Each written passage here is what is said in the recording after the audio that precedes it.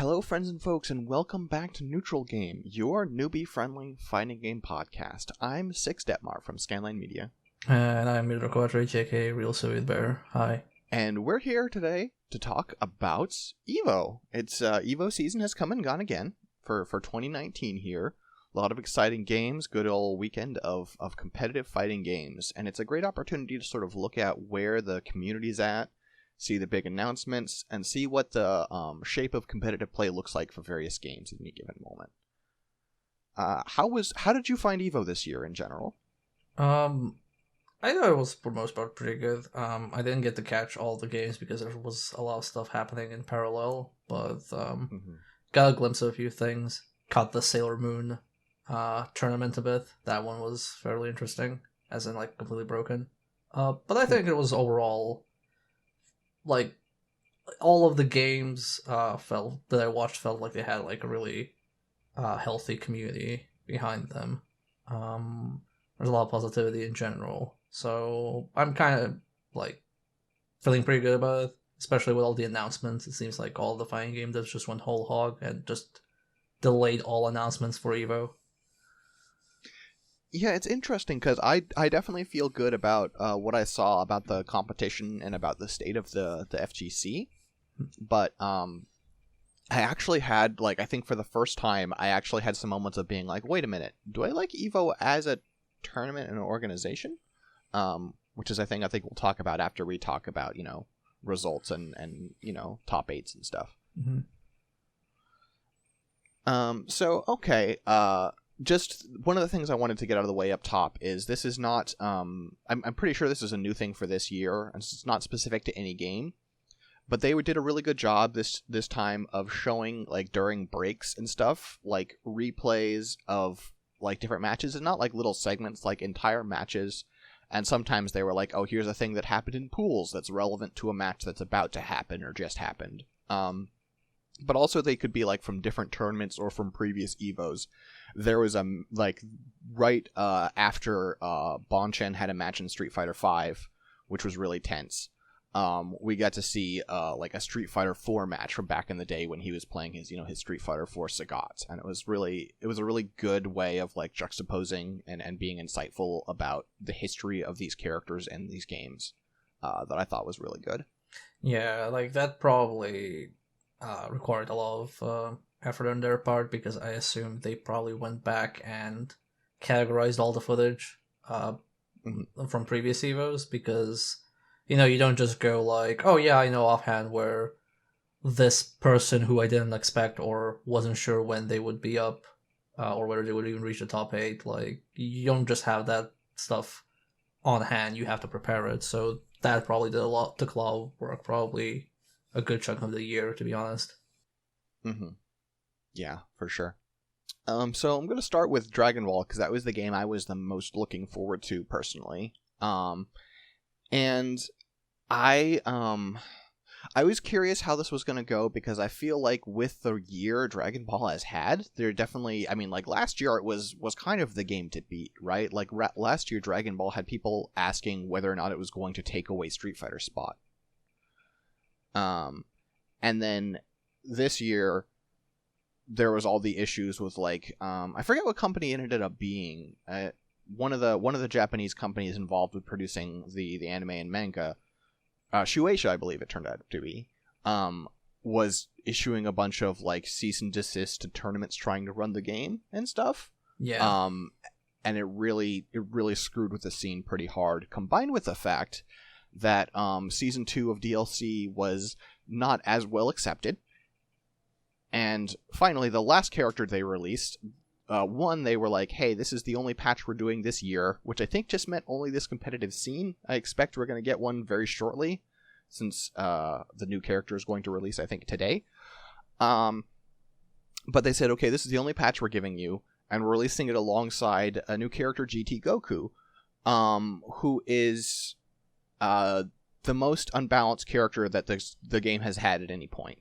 GT Goku is very, very good in a way that's, I think, really frustrating. And we're not here to talk about that, but it was pretty evident in top 8 that the teams that did well all seemed to have GT Goku on them. I'd also like to add that last year we didn't have MK11, and we didn't have a bunch of other games, like we didn't have Sam Show either.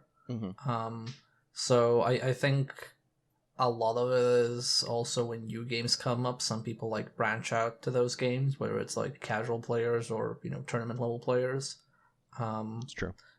So I think like the quality of the top 8, like the skill level of everybody was like pretty good. But it does feel like Dragon Ball had a slightly less presence this year than the last year. I don't mean just like in terms of entries. I just in general think, how much people are talking about it, how much people are hyped for it, things like that. Mm-hmm.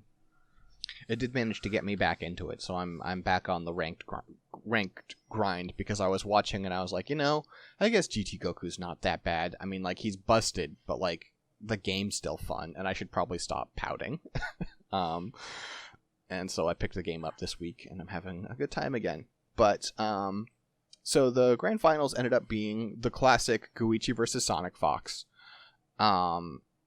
And this is just the fighting game rival. I feel like, to my money, this is like the best fighting game rivalry going. Yes, it very much is. It is. Everybody likes both players. Like, well, I say everyone. Like, a lot of people like both players because they both have a presence, and I think they play well off of each other. And I also think they don't ham it up in the way of like, oh, I hate you, you're trash. It's not like when Perfect Legend kept trying to start beef with Sonic Fox. It's not like that. Like, there's no malicious intent. Like, they actually respect and like each other. And I think like people enjoy that positivity. And I also think like it's appropriate for Dragon Ball, where it's a series where everybody fights each other and then they're friends.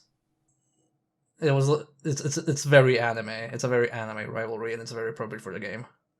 You comparing it to Goku, to the Dragon Ball effect was so it was so perfect, because Sonic Fox comes up through losers finals to fight Goichi, and after he finishes his game, of course, he keeps sitting there because he's then gonna fight grand finals, and he just has this big grin on his face. He turns to Goichi and he starts tapping the seat and motioning like, "Come here," and Goichi kind of makes this face like, "Are we doing this right now?" And so Sonic Fox pushes the chair across the stage towards him.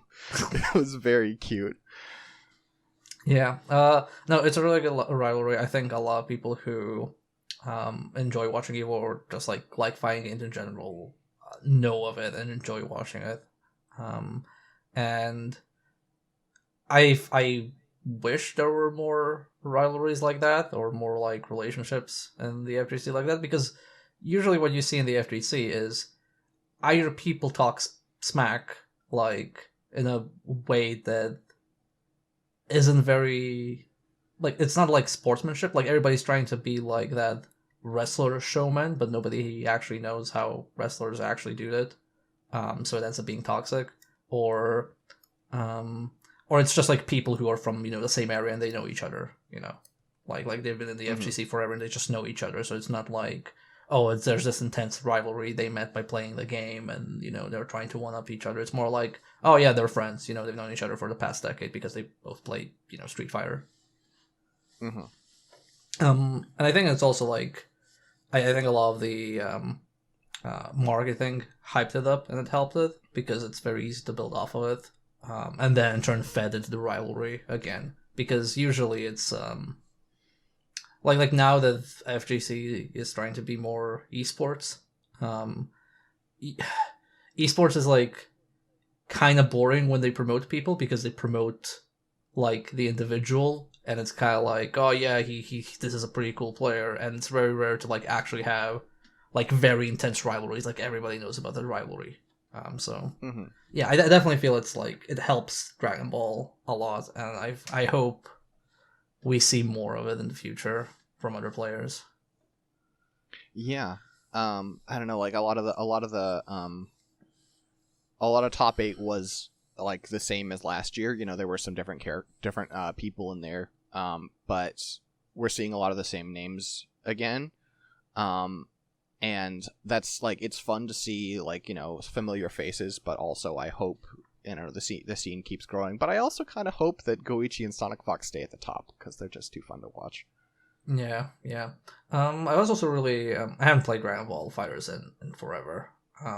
But I did like how it played on a high level, even like a year on, because it feels more comprehensible than, say, Marvel 3 was for me. Like, I could not comprehend what was happening in Marvel, but in this one, it's like, it's still pretty hectic, but the way it plays on a top level, like people trying to open up each other's, the other person's defenses and things like that, it's still very easy to understand. Oh, he's trying to get in, but he can't get in. It's not like, oh, here's a ridiculous cross-up, and then the commentator has to explain to you what actually happened because nobody understood what just happened. Yeah, and there was some of that at first with Dragon Ball, but I think they worked on that, and like, I mean, the one instance of that really existed was Hellzone Grenade, right? Mm-hmm. And they reduced the size of the explosion so that you couldn't do the Marvel classic, which is like filling the screen with particle effects so people can't see your high lows. And so, yeah, I think it's a lot more comprehensible now, and it becomes more like, there are, still think, plenty of instances where in the moment you don't know what happened, but you figure it out a second later, Yeah. There's a lot of like, oh, that would have hit me. Yeah. And it also feels, from at least what I glanced over, that just some characters just don't exist on the professional scene. They're just like, they're probably so bad, or people just don't want to play them. And, like, I don't know, you just don't see them. Absolutely. Yeah, I mean, like, the classic example, it's been true since the game launched, is Beerus. And I uploaded a little video on Twitter, because I was, getting back into ranked matchmaking, and I played versus a person who had Beerus on their team, and my team has Broly on it, right? Mm-hmm. And I just threw out armored normals, and Beerus literally can't do anything about that because he has nothing that hits more than once, and nothing that interrupts my armor.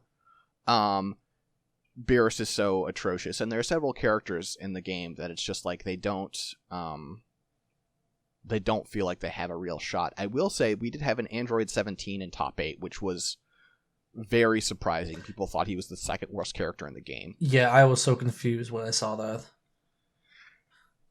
I feel like that was more the player than the character, but his super and his assist were pretty good. So I also feel like the game would probably be even harder for everybody to play if more characters were viable, because I remember watching Sonic Fox play against somebody who was using a Vegeta assist, and because Vegeta assists, I guess, aren't that common anymore, that tripped up Sonic Fox several times before he got used to it. So I'm just like wondering, man, imagine if like most of the characters were viable, how many permutations do you have to actually keep in mind?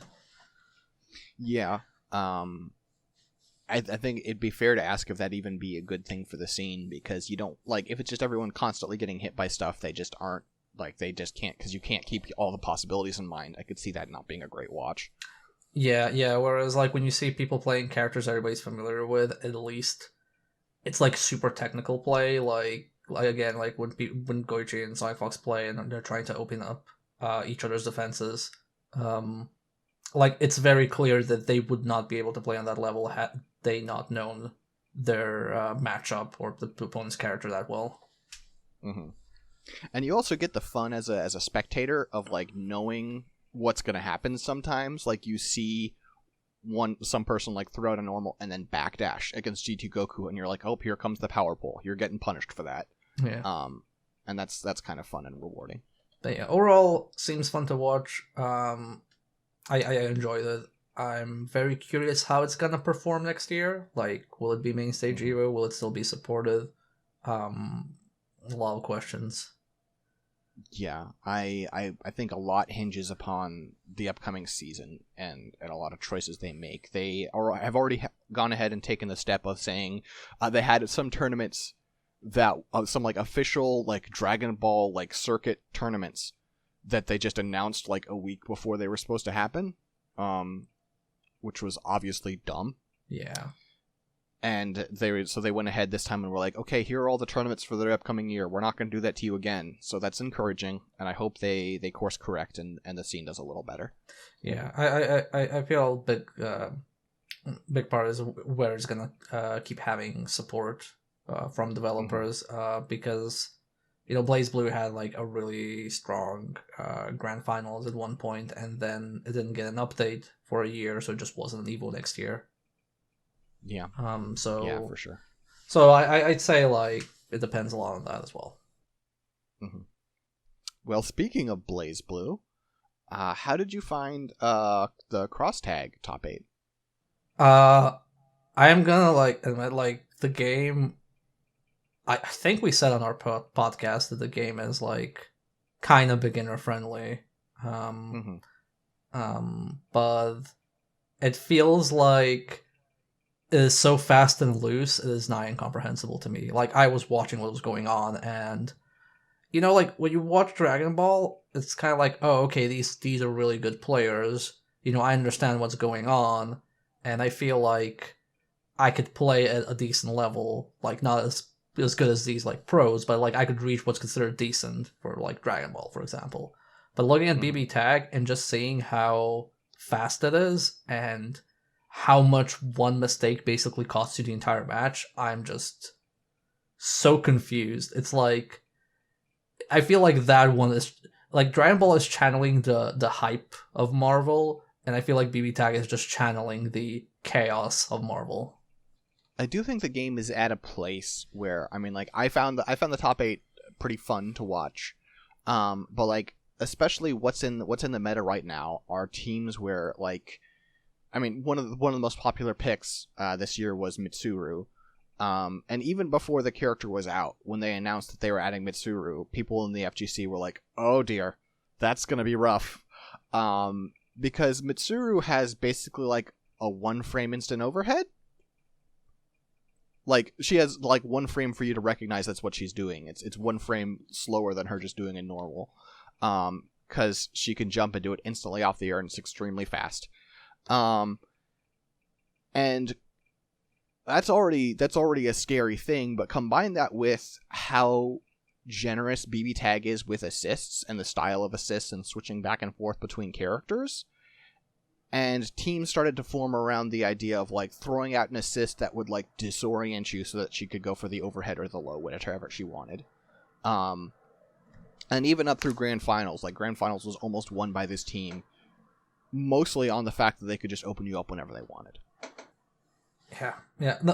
It was definitely hype to watch, but again, it was more like I definitely feel as a viewer who understands the basic rules of the game and who really hasn't been following it for a while. Like, as a casual viewer, I just really had trouble understanding a lot of it.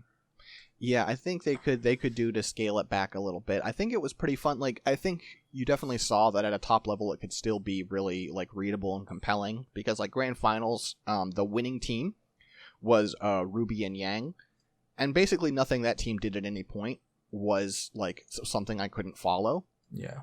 So it really is just like certain combinations of characters are able to turn the game into something you can't parse, and that's something they need to deal with. Yeah. They already need to deal with it, but also, again, like, is that the best thing for the game scene right now? But also, I don't really know how strong BB Tag scene is. Like, it's one of those weird games because it has so many spin-off characters and just like mix and matching. I'm never really sure how popular it is and how much people prefer the main series by comparison.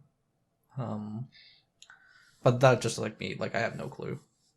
I mean, like, I don't know. My personal feeling is that the best thing for almost any fighting game that's trying to be competitive is to become more watchable. I think that's basically always the right answer. Yes. So I think in that way it needs to become more watchable.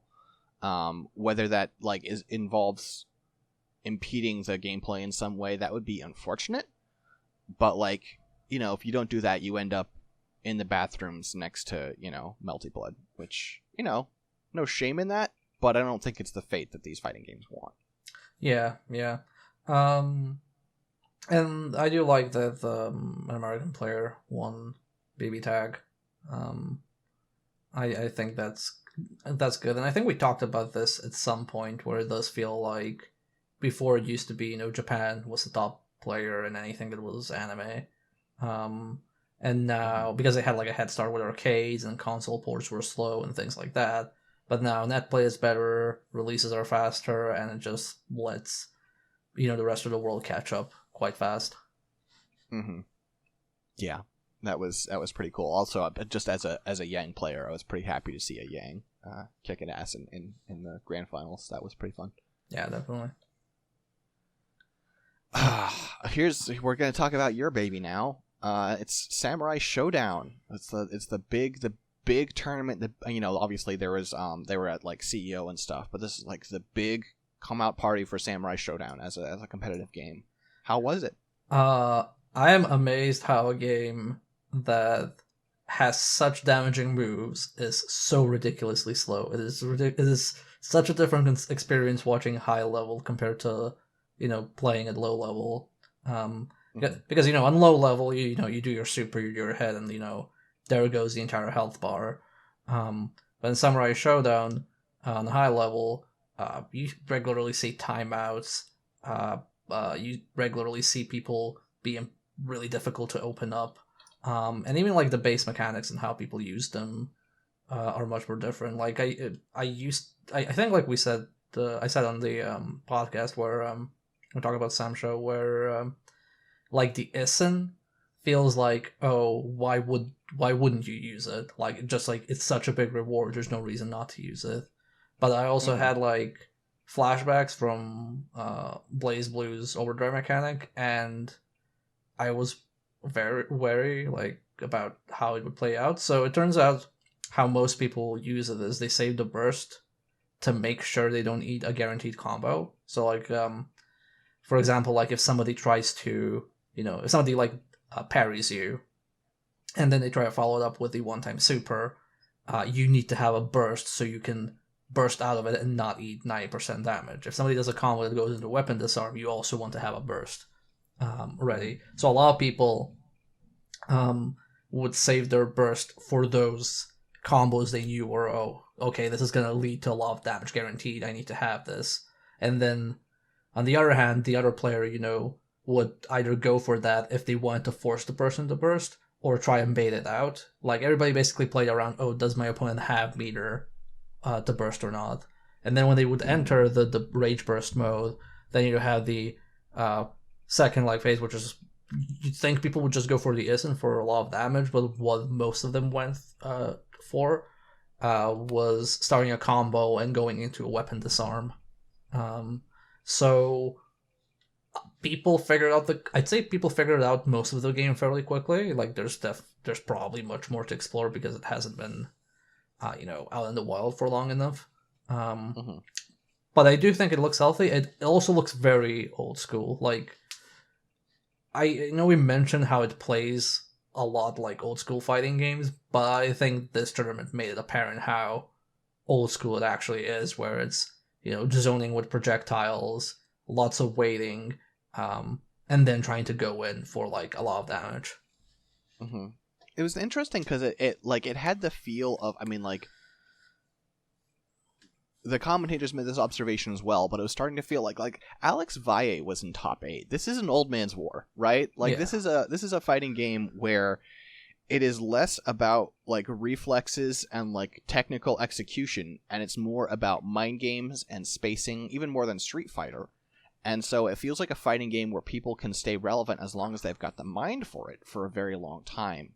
And I thought like it was just really cool to watch. You saw like, I don't know, like, God, when was the last time you saw Alex Valle in the top 8 of anything, right? Yeah. That's great. Yeah, and also speaking of like inputs and reflexes, I did notice that a lot of people, like even in the top 8, made misinputs. Like they would do something like a special that they didn't want by accident because the input was slightly different. So if anyone's playing Samurai Showdown and like me, we're really confused how the input sometimes just messes up. It looks like it's just hard to input moves in Samurai Showdown.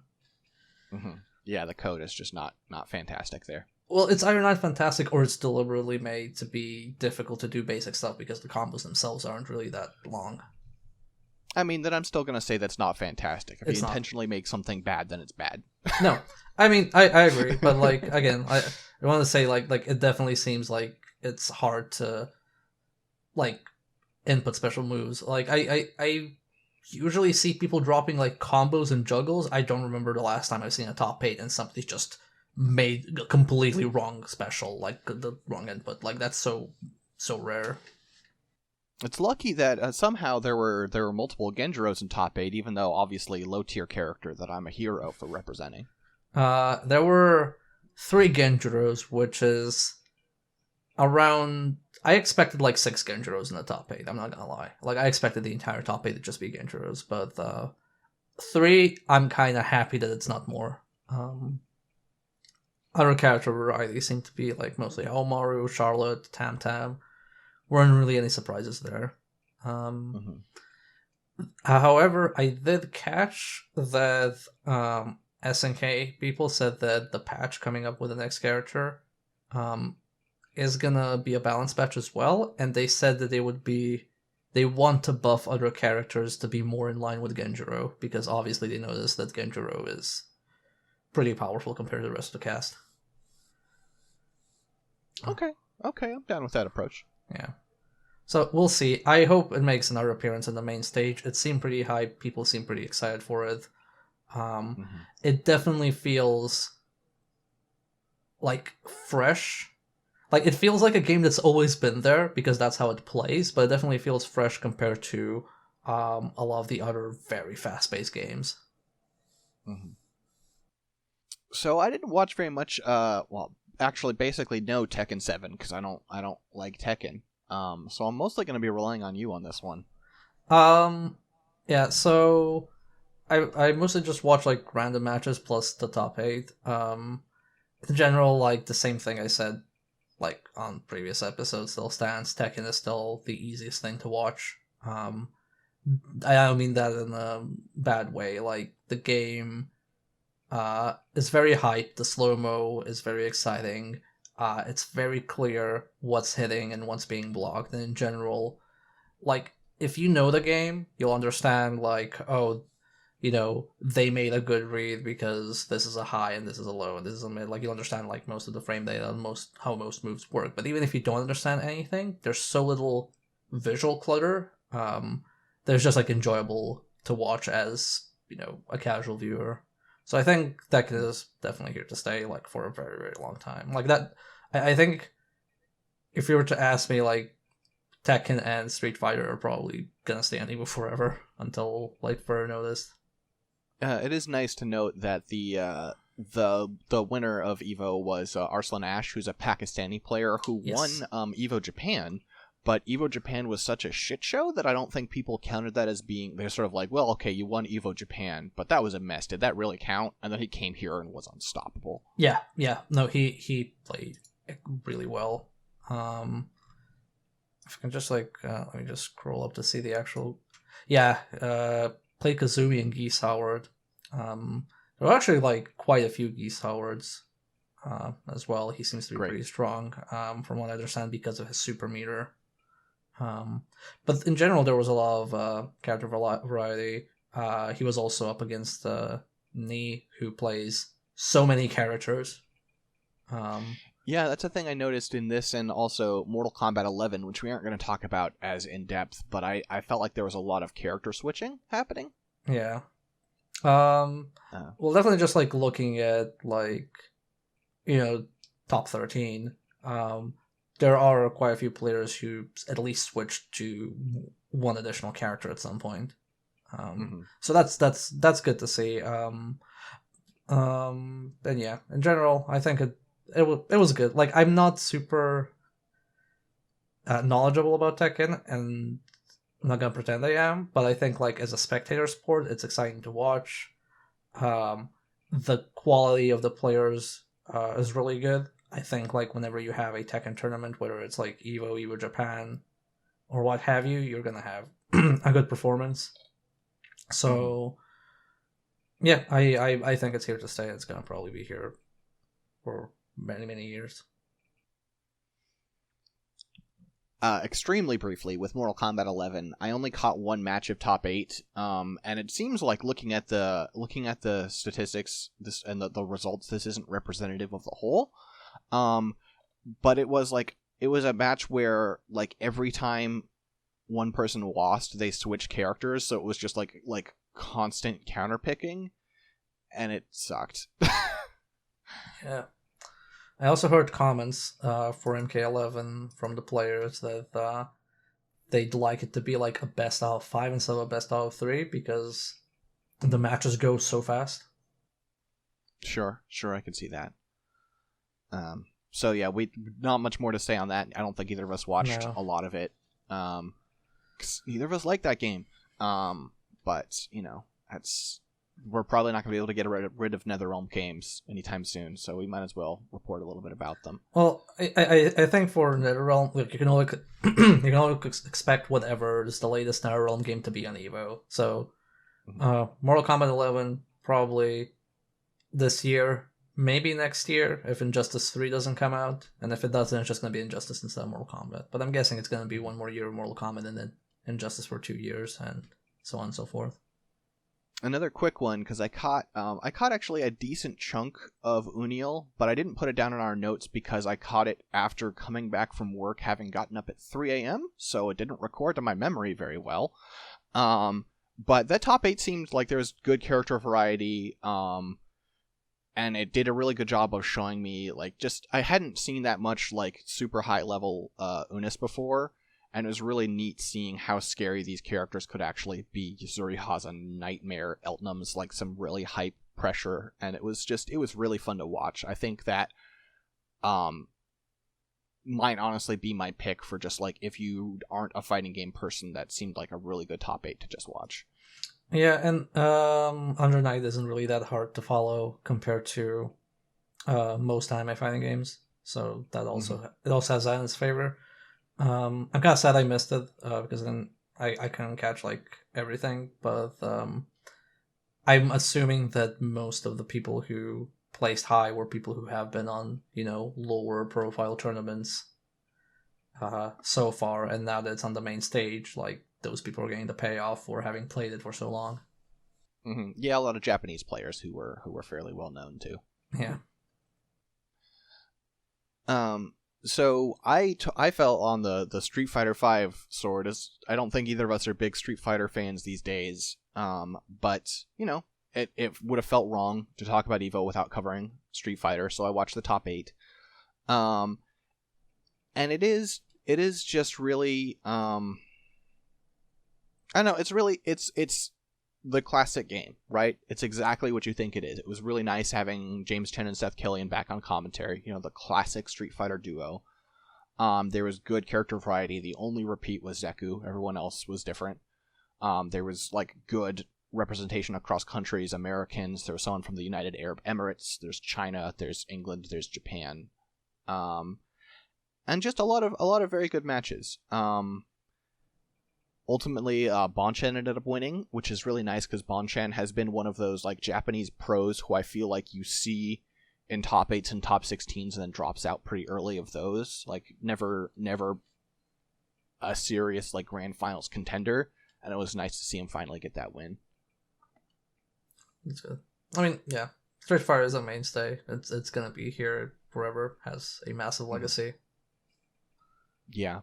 And I don't know, I guess just compared to what I've seen previous years, it was really great just to see how much character variety there was. That was really encouraging to me. Yeah, I assume Street Fighter now is probably the much better place than it was on release.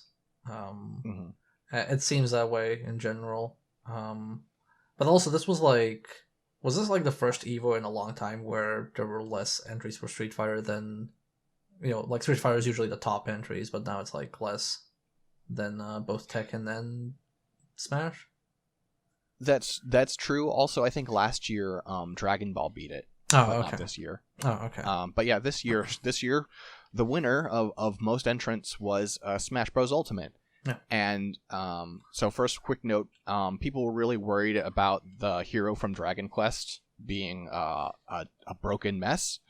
We're not going to find out yet because came out too late, wasn't legal for Evo, nor was the patch that accompanied him. That said, it was a really cool, like, the Melee people are never going to be happy. You have to accept that someone who is a huge fan of Super Smash Bros. Melee, just in every element of their life, will never be happy again. They're going to go get married and they will be sad. But that aside, this top 8 was the best Smash top 8 I've ever seen. Because there was it's Smash Bros. Ultimate, and it felt like that, right? It felt like such a great representation of the series' history, where like all these different entrants were representing various fighting styles from the different eras of Smash, right? Like the winner was MKLeo, who's been around in Smash 4 and also in Ultimate, and he was playing Joker, a very recently added DLC character, whose mechanics and everything were very much like, okay, this is like nothing that's been in the series before. And then you had like a Duck Hunt player who was playing like Super Smash Bros. Brawl kind of mechanics. You had a Lucina who was definitely doing the melee thing. You had a Fox. You had some like just characters representing every different style that's been popularity throughout the history of Smash. And I thought it was really fantastic. Yeah, I didn't watch it, but the only thing I got wind of, and I don't know how representative this is, it could be just like a small subset of people, but apparently some folks were angry that a Joker player won. Yeah, I mean, people are always going to be angry about something like that. The Smash community, I don't mean this necessarily about individuals, but as a whole, the Smash community are assholes. Yeah, because like I watched the was it the last year in the grand finals when it was the Bayonetta mirror and they were just like stalling the match intentionally. Mm-hmm. Yeah, I think like I watched that and I was just like I didn't like the players, I didn't like the audience, I didn't like the commentators, like everybody behaved like a child, and so I didn't look at anything this year and I just assumed something would happen again. So I saw like people sharing screenshots of various complaints from various sources about Joker, but I don't know if that was just, small subset of people or, that's a general big drama right now. I mean, like, I don't know, like Joker came up through losers. It's MKLeo, who's been like one of the top players in Smash for several years now. Mm-hmm. So it's not like some nobody coasted on an OP character. Yeah. I think it's just sour grapes from some assholes. For the most part, it seemed like a really positive top 8, and I had a great time watching it. That's good. So also there was a Pokemon trainer in there, and it was kind of neat seeing like I felt like you saw the full development of that character, because the person who played Pokemon trainer was the one who came all the way through winners, and then got sort of stomped out in grand finals.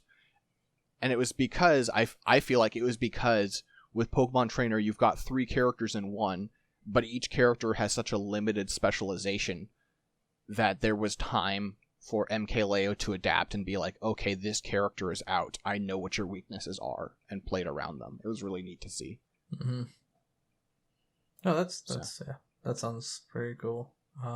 Hopefully it stays healthy, and hopefully, Nintendo actually supports this, massive user base they have on a tournament scene, but they probably won't.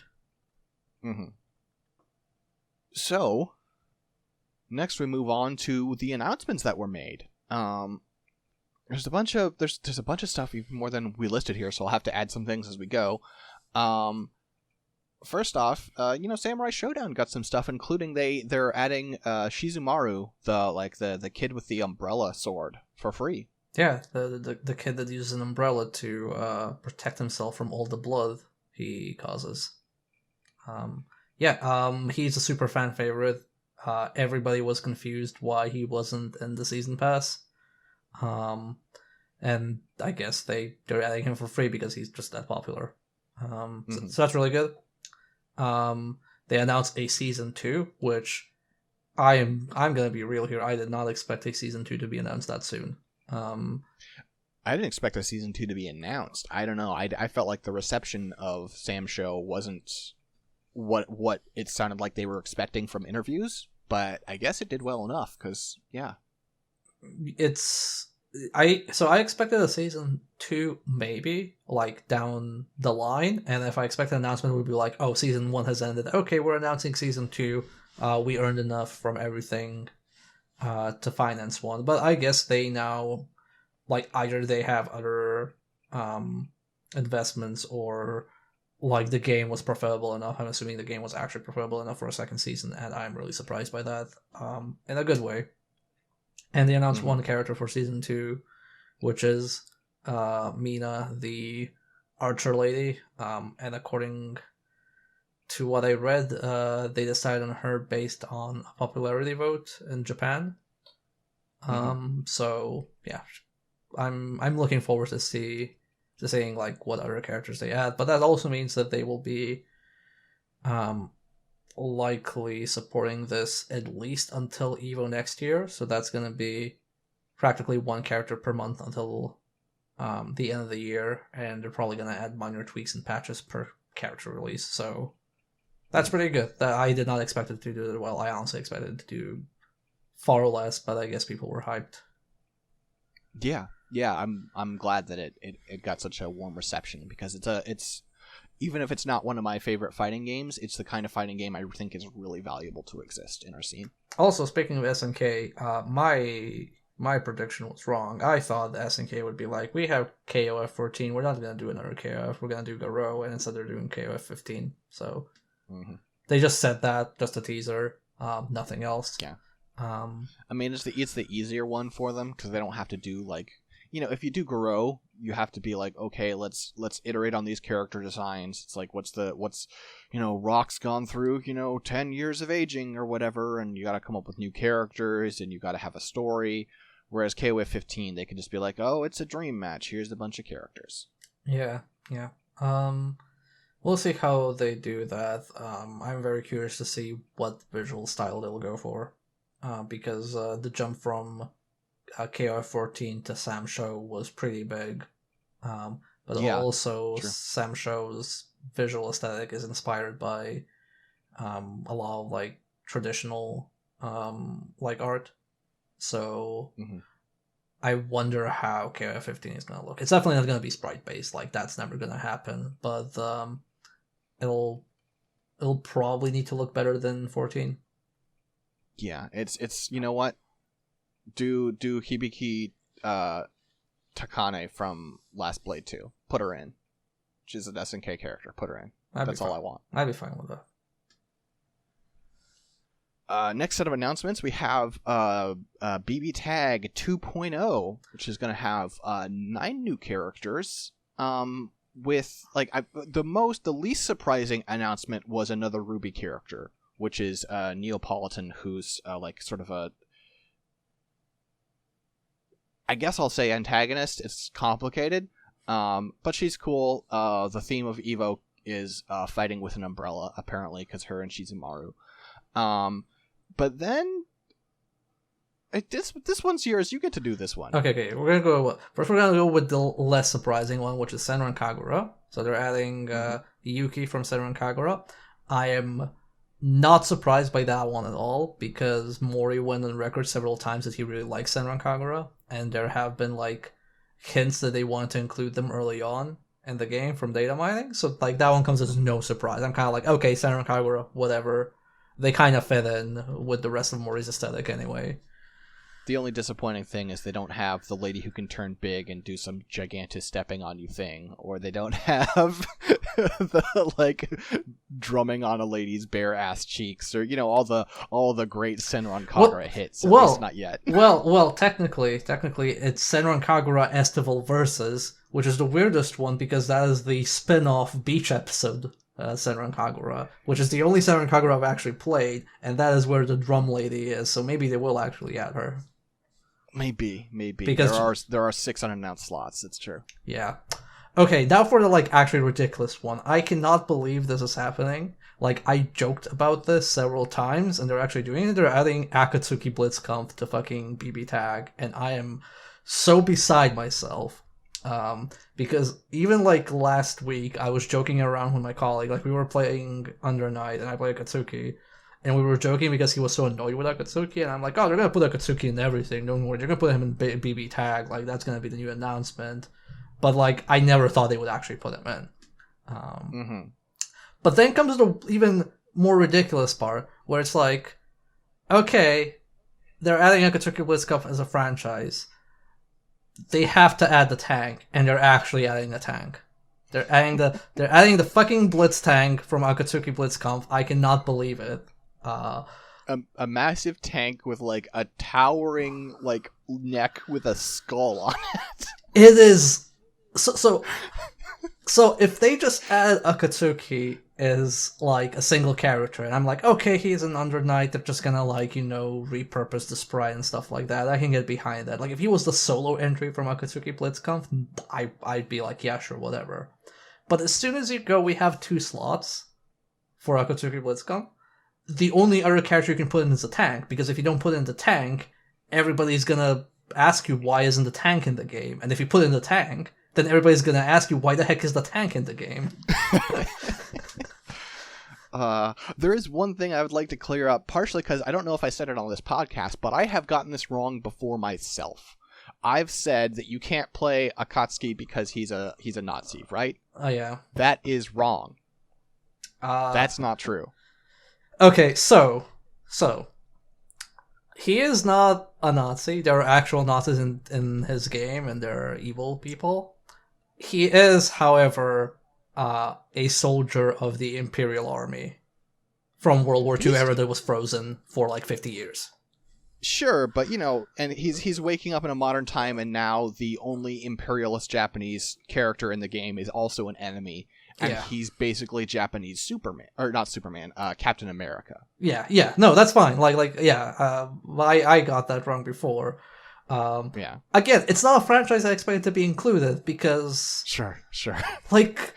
I'm just like so baffled because when people who like Ruby were, oh, here's a BB Tag release trailer. Whoops, there's Ruby inside, and people were like, what? How is this in? And everybody was like so confused, and I was like, oh, okay, makes sense. Like they look like Guilty Gear characters anyway. But then like you put in Akatsuki Blitzkampf, that's my reaction. Like, how is this game in? It's a niche like fighting game from Japan that barely anyone knows, and the only reason people know of it is because Akatsuki is from an Under Knight as a guest character, and even then, a lot of people don't know he's a guest character. So it's like, it's such a niche choice. I'm so confused by it. Well, I mean, part of it, I think, is just the fact that, like, I mean, hey, if you're going the route they have, which is, like, how many guest characters can we get, like, from different franchises? Like, they're up to 7 different franchises that are in the game now. Or they will be, at least, by the time 2.0 hits. Maybe more. There are still, I'm sorry, I miscounted before, 5 characters they haven't revealed. That one's a cheap get. Yeah. I can only imagine it did not cost them a lot to get Akatsuki Blitzkampf on board.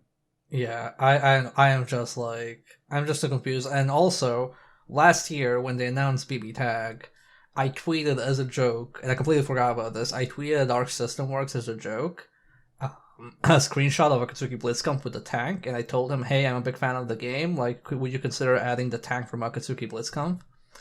And somebody dug that out after the EVO announcement, and now, like, everybody has rediscovered it. I am like, oh my god, I am never asking for anything again.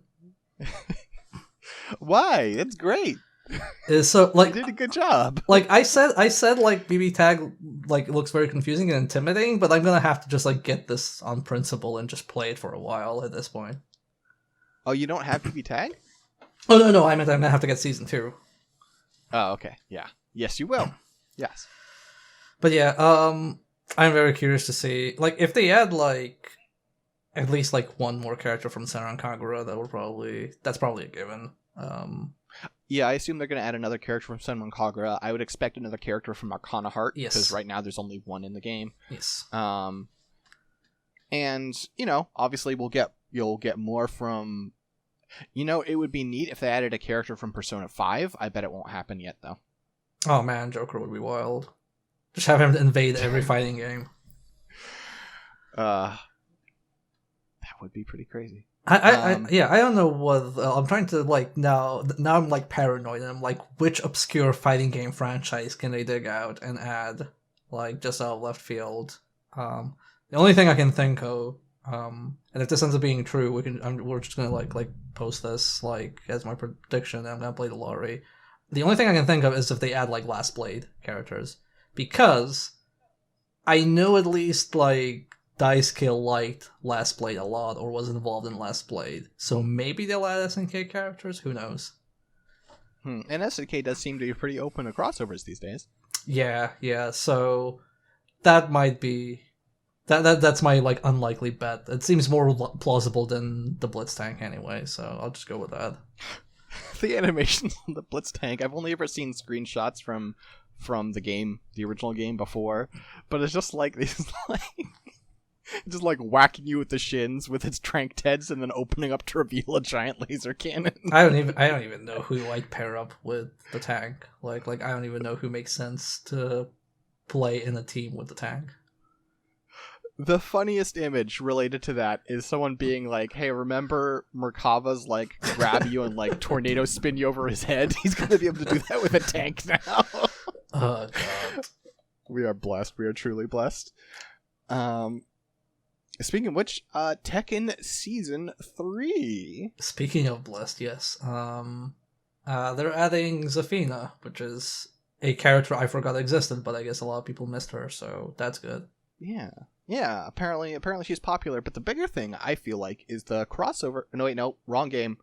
In fact, it's not on this list. Also by Bandai Namco is Street Fighter... Or, not Street Fighter. Soul Calibur. Yeah, Soul Calibur. 6. And they're adding some new characters to that. First off, they're adding Cassandra, who is, already Sophia's mom. Yeah, and out now. They're doing a full Season 2, including Haomaru from Samurai Showdown. Yeah. Speaking of unlikely seasons, I did not expect a Season 2 Soul Calibur. Like, that is... Yeah, me either. That is, like... I expected that less than Samurai Showdown, so I'm surprised by that. To be honest, I thought their DLC for Season 1 was bad, so I am pretty surprised. Yeah. But yeah, going back to Tekken, Zafina and one new confirmed character whose name I actually don't remember. Leroy Smith? Leroy Smith, yeah. Who is a African American martial artist, badass grandpa. Looks pretty cool. Just cool old dude in sunglasses. He seemed alright. Yeah, he seems pretty neat. That's my takeaway. Yeah, I'm surprised they didn't announce any like guest characters. Like I expected at least like a teaser for whatever their next big guest character is this season. Well, I assume it's because the same company had Haomaru to announce, so they can hold off with another. Their stock are already going up. They're okay. Street Fighter V announced Season 4 early by accident, and then announced it again properly at the show. Yep. Poison. What's her like Lucina or something? So like a cop lady? Lucia. Yeah, Lucia. She is the second playable character in Final Fight 3. Cool. I love cops. Yeah, she's a cop. Poison, who cosplays as a cop sometimes, and E Honda. Well, if you cosplay as a cop to mock cops, I'm down with that. That's okay. You get a pass. Well, and yeah, E Honda, the last of the World Warriors this year. Too late. It's too late. Mike Ross is already gone. You're not getting him back. You might. I don't think he'd announce anything, but I would not be that surprised if next year at EVO they were just like, and coming up to this, Mike Ross, okay, and he's just like a hat low over his eyes and like full beard. No, he wouldn't enter as Mike Ross because like he's been on Guilty Gear tournaments low key and entering under like different names and just confusing commentators. But yeah, E Honda, I'm happy that the OG Street Fighter 2 cast is finally there. I think the OG Street Fighter 2 cast sucks. Well, yeah, but E Honda at least has a good bath stage. Sure, and at least he's a racist caricature of the race of the people who made the game, so I guess that's less offensive. I mean, I don't know. Do you find Guile offensive, or is he basically like America? I don't find Guile offensive, but I do definitely find T-Hawk offensive. Yes. Okay, that's not difficult. I'm pretty sure like a lot of those characters were problematic. They weren't great. We also got a new version of Undernight coming early next year. I believe it's I had it pulled up, but it's like Undernight in Birth late CL-R, and people are just calling it unclear. Yeah. So yeah, that one didn't come as a surprise. They were gonna announce something, even if it was just a version update. And one new character, some weird Crusader dude who is not Jin Kisaragi. Londrakia, a dude with an ice spear. Yeah, who likes to crucify people on ice. I mean, who doesn't? I mean, yes, but also... What, you're saying that Japan's playing with loaded Christian imagery? No way. Exactly. But no, he seems like alright. Like, I don't have any like takeaways, but apparently he's somebody in the story, and people who are into the story of the game recognize them immediately. So, cool. Yeah, sure. I mean, honestly, if you would just like ask me what do you want for Melty Blood, I just say like I'll just put in more. Rather than what do you want for Under Night, I just say put in more Melty Blood characters. I mean, Eltnum's the best character in the game. She's so hype. So, I agree. Yeah. Put in the robot maid. I'd prefer the Ninja Witch Maid. Put in the Gremlin Laser Cat. No, don't put in that. That's like that. That one's just obnoxious. Beam. Yeah, that one's the worst. But yeah, thumbs up for Under Night. And last announcement. This, I did not expect this at all. They announced a new Guilty Gear. I did not expect any Guilty Gear news this year at all. I thought it was like dead in the water.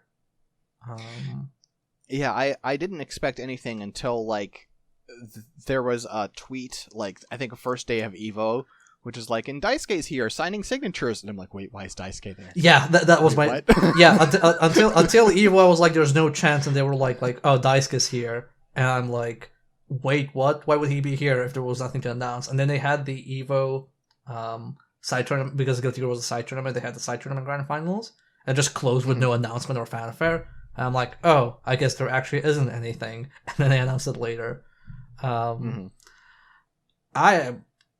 super excited for it, and I'm super confused because I did not expect like a full blown new game. But I guess they got angry maybe that Grand Blue, which isn't their IP, now looks better than Guilty Gear, so they decided to update Guilty Gear to look better than Grand Blue. I still think Grand Blue is prettier, but that's just an art style thing. Yeah, but it definitely like they've definitely improved significantly through Dragon Ball and Grand Blue. That they could probably see how they could fix Guilty Gear to look even better. I didn't realize it would warrant an entirely new game, but here we are. Also, I don't remember if this announcement happened at EVO, but it was at least very close, and we won't cover it otherwise. Grand Blue Fantasy Versus is coming out, at least in Japan, February 2020, and has a full-ass RPG story mode. Yeah, I saw gameplay of that. It is basically Isuka's beat-em-up mode. I cannot believe they would ever go back to that. But yes, Guilty Gear looks really nice. Kai has a redesign. For some reason, he has fingernails on his gloves, but who am I to question the king? And there's a battle to be won. The new theme song is English gibberish, and it sounds fantastic. And I don't know what else. The new character they teased looks pretty dope. He looks like a Metal Gear Rising boss. Hell yeah, into it. Yeah, like cyborg samurai dude. And I don't know, I'm mostly wondering how much of a makeover the characters are going to be getting, because I can see like Kai and Soul getting a full-on redesign because they're the poster boys. But I'm wondering, will Milia have a drastic redesign like she did compared to X and or X2 and Xrd? Will the characters mostly stay the same? Because that will probably affect how many characters they can actually include and how much work they will have. Can you please? You don't need to change anything about Elfeld except for her inputs. Her inputs are hell. Please let me play this character that's so cool. She's hell. They already hell. They already redesigned her once though. Like she has a completely But that's just costume. visually. Yeah. I don't want her visual redesign. I want her inputs to change. I want to be able to play her. I just want a game without Leo or Raven. That's the only two things I want. But I'm probably getting. They'll probably keep. They're probably. I think they're gonna keep. I think they'll keep Leo, but not Raven. That's my guess. My guess is vice versa. But in any case, yeah, I'm just gonna be watching this like a hawk and hoping they add Robokai, and if they don't add Robokai, I'm just gonna play somebody else. Very excited. Yeah. But, as I alluded to before, this is the first year where I've kind of started to think about EVO as a tournament, and whether, like before it was just like, okay, how are the various scenes? And EVO as an organization wasn't even a thing that I thought about. But this year there were enough choices, that I was starting to have some thoughts about EVO's place in the world. And I think that starts with the fact that your Samurai Showdown champion is a guy by the name of Infiltration, who maybe you remember. Yeah. Yeah, I am extremely confused. Or not confused. I'm extremely annoyed that they even let him enter a tournament. For those who don't know, Infiltration, high-profile Korean player. He got dropped by his sponsor due to domestic abuse charges. And from what I've been able to gather with translations and through a grapevine and shit like that, like he was charged with that and he did have to pay a fine, so he was technically found guilty. But they let him, compete anyway, which is like it's kind of annoying because Evo keeps going and the FGC keeps going like about inclusivity, and how do we have more like women playing fighting games? I don't believe there was a panel in this year's Evo about that, and then they also go around here and like let these kind of people actually participate. So don't do yourself a favor, don't look it up, don't give him any more attention, but like domestic abuse occurred like on camera footage that you can see, right? Like this, it's not really like shades of gray here. No. It's pretty clear what he did and that he did it. And not only was he allowed to compete, then like once he won, the official Evo account was tweeting like, "Oh, the triumphant return." It's like, okay, triumphant return. What's he returning from? Please remind us. Yeah, so he wasn't active for a year because of this entire thing. And I'm kind of like, I can even understand, like, okay, SNK has to be like, okay, congratulations, Infiltration, he won another game, blah, blah. You can't just, like, say, like, if somebody was allowed to participate in a tournament, you can't just say, oh, fuck you, we don't care that you won. Like, that you just can't do that, like, as a company. Because, again, that's, like, sending the wrong message to different people. But Evo hyping it up, like, post-tweet, and, the commentators hyping it up as well in very ludicrous ways was just, like, I didn't like it. This guy's been through so much, and just, like... I just think that's, like... I think that's disgusting. I don't think, like, Evo can talk about inclusivity. I don't think Evo can talk about core values and allow this, because there was this famous core values incident where,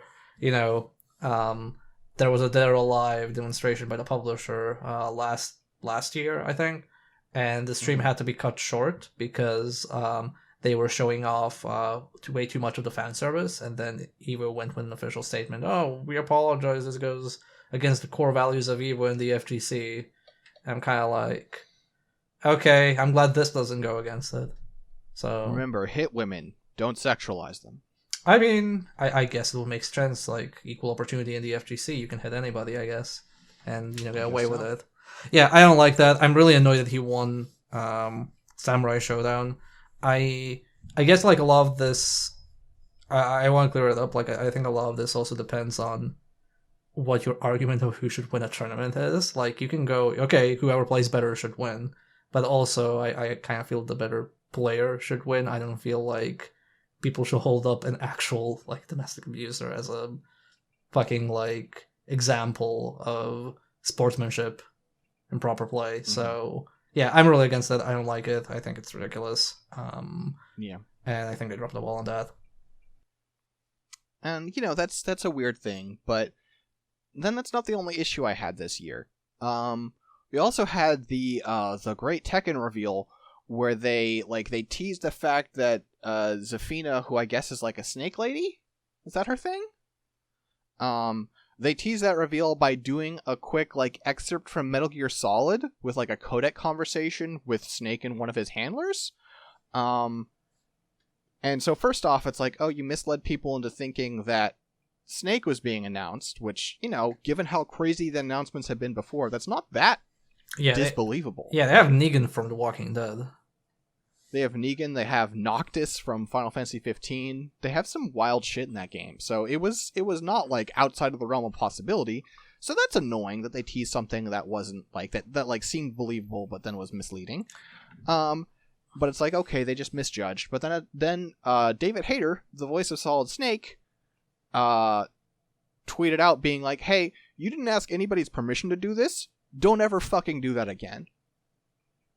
Did they actually use his voice? Because David Hayter is on that website, I think it's called Cameo or whatever, where you can pay voice actors to like do like a small sound clip for, ringtones or stream alerts and stuff like that. The videos I saw of it, I couldn't make anything out because the crowd was too loud. Okay. So I don't know. Okay. But judging by David Hayter's tweets, it seemed like I believe they used his either his voice or his likeness or something without permission, and he was like, listen, like I'm not. He didn't say this, but it wasn't a I'm going to sue you tone. It was like, hey, I could do things and I'm not going to. Don't ever do that again. But don't worry. Evo apologized for that, so it's fine. Yeah, great. The one thing they apologized for. And now we get to go on to the one thing that I apparently am the only person in the world who has an issue with. Because I found about this because my friend Jennifer was tweeting about this like it was this fun, cute thing. Which was like, oh, hey, look, in the pools for Tekken, here's Harada, the developer of Tekken, and he's competing. And, isn't it cute that he interacts with the community like this? And isn't it fun to see, the developer of the game getting in there and mixing it up with the rest of the community, right? He made the game. When you make the game, you forfeit the right to compete in the game for money. That's bullshit. So I mean I agree with you. So I'm not really like sure why. It's probably like I guess most people probably view it as like, oh, it's a cute thing. Right. I don't think it's professional. I think it's cute in a way that like, oh, I'm gonna who's my opponent in Tekken? Oh, look, it's Harada. I did not expect this. I would probably be like happy to see that happen. Like, to me. Sure. But I don't think it's professional. I think what would have been nicer or cooler is if, he were to go to his, buddy Ono and be like, hey, Ono, you should compete in Tekken and I'll compete in, like, Street Fighter or something like that. If you see Harada in, like, the Street Fighter pools, that would be funny, I think. Or if he was like, hey, I want to, like, can I have a side match with someone and it goes on the stream and it's not actually part of the pools, it's just a surprise or something, or like, hey, can I play the winner of the tournament? Just some way that it couldn't possibly interfere with the actual results. Or if somebody is like a no-show and it counts as a loss and he just does like a quick stand-in to like, have something on the stream or whatever. Sure, that would be cool. I'd be down with that. Like things like that, there are ways to go about it. I don't know how he played or how far he obviously didn't get far, but like, yeah, he did not get far. Like, he could have also been like intentionally losing or sandbagging, which, I can get that, but also if you're playing in a tournament, you kind of want to play, at your best, like against like people at their best, right? Like that's why you're in a tournament. And also, I mean, like, And then if you're in a tournament and you are there to sandbag and give someone a free win, then you're affecting the results of the tournament because you're effectively giving someone a bye. Yeah. I think I think in the grand scheme of things, it's not a massive deal. I do think it's not really the correct way to go about it. That's my takeaway. Yeah, and I think that EVO should have, like, as EVO is becoming more and more of a, like, trying to be more and more of a professional organization, it's just the kind of thing that you obviously need to have a rule against. I mean, like, we had Combo Fiend was a pro player who went to go work for Capcom as a community manager, and the second he started working for Capcom, he stopped entering any tournaments of any kind. Yeah. And it's just like, yeah, no shit, you have to. Yeah, I don't know, man. Like, on one end, like, EVO is quite possibly a horrendous logistical nightmare, and I am impressed that they manage to do it every year, with all the side tournaments and all the people and the streams and everything. Like, that's a really big endeavor to do every year. On the other hand, they do dumb shit like copyright infringement and like having developers take part. It's really weird. Like, it feels like they have a lot of stuff figured out, and then some other stuff they didn't have figured out at all. Yeah, I mean, I'm not here to call, like, a boycott of EVO or anything. No. I just, for the first time, I'm having the thought of, I don't know if I trust EVO's judgment. And that seems like a thing that we need to voice before this goes too much further. Yeah, no, I agree. I haven't trusted their judgment in a while, for different reasons. But in any case, yes, EVO do a lot of good stuff, and I feel they should be praised for that. And also, they do shitty stuff like the entire infiltration thing, and they should be criticized for that. And I think that's completely fair. And like, okay, like, you should say voice your displeasures with things. At the end of the day, they are the biggest event, fighting game event in the West, most definitely, for fighting games. And what they do is kind of like a glimpse into the fighting game community, and in a way, how they represent the fighting game community is how the fighting game community is perceived. Like, obviously, not everyone agrees with the snake joke, the infiltration thing. A lot of people probably don't care, but from an outsider's point of view, like, this is what people see, and they just assume EVO equals the FGC. Yeah.